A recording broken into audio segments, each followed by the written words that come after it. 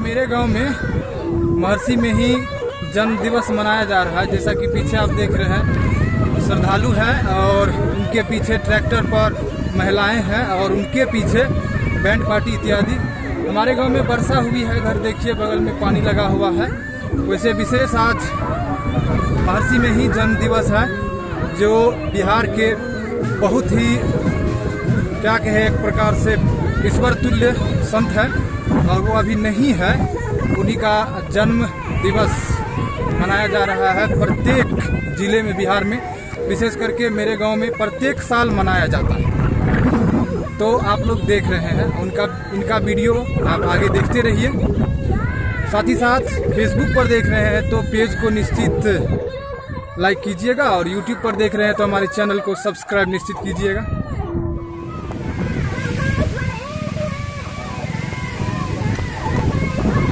हम लोगों के गांव का वार्ड नंबर 1 का ये हनुमान मंदिर है और चौक भी है। इधर देख सकते हैं एक वृक्ष है और उनके नीचे भगवान इत्यादि का स्थापना किया गया है किसी देवी देवता का। और जैसा कि अभी आप देख रहे हैं, महर्षि मेही का जन्म दिवस सभी श्रद्धालु मनाते हुए धीरे धीरे पैदल पद यात्रा कर रहे हैं।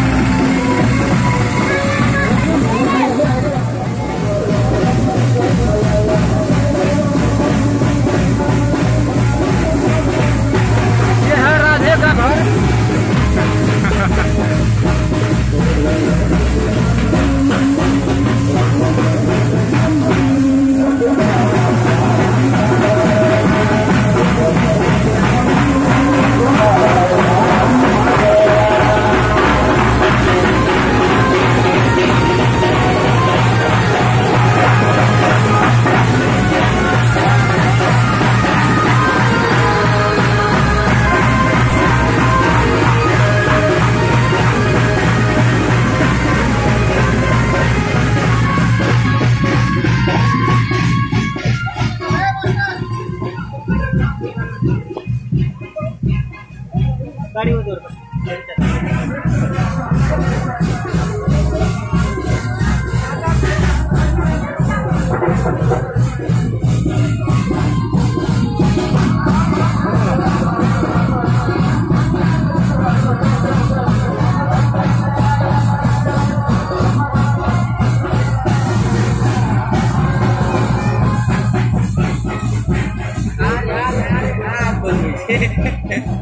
और उस सोम को जो भी स्पष्ट प्रकाशित होकर दिन और रात प्रकाशित होता है प्राप्त करते हैं।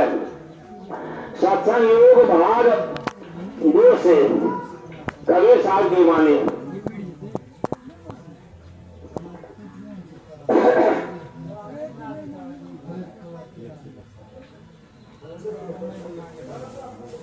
शब्द बिन गुरु ज्ञान नाम न पयो बेथा जन में गवारी हो। बिन गुरु ज्ञान नाम न पयो बेथा जन में गवारी। हाँ अब हम चले जाएंगे तो जब घोड़ा चलने के लिए तो महात्मा जी शुरू कर रहे हैं। सुनो सुनो इधर क्या बात क्यों हो गया। कहा देखिए गुरु महाराज हम आपको गुरु बनाने के लिए आ रहे थे लेकिन आपका चेहरा है कौन है नहीं है। देखिए मेरे बदल पर क्या किया गंदगी दे दिया थाल दे दिया। अब क्या करेंगे बोले ठीक है जाओ दूसरे दिन आना। अब विचार कीजिए कि इसी प्रकार से क्योंकि कौन शब्द में कहना है इसी प्रकार से 5 रोज आया। 5 रोज आने के बाद उनके साथ इसी प्रकार का छेड़खानी हुआ। वो बेचारा सोचा कि हम जाते हैं दीक्षा लेने के लिए, हमारे बदल पर पूरा प्रकट फेंक देता है। जबकि फेंका कैसा है जो फेंका था, जानते इसका मतलब कि उनके अंदर क्रोध था। जब तक क्रोध लास्ट समय में आया, छठा दिन जब घर की तरफ चला गया, 5 दिन तो उसको गुस्सा आया और 6वां दिन गुस्सा नहीं आया। क्यों नहीं? आप विचारिए इस पर, विचारने वाली बात है कि 6ठा दिन उसको गुस्सा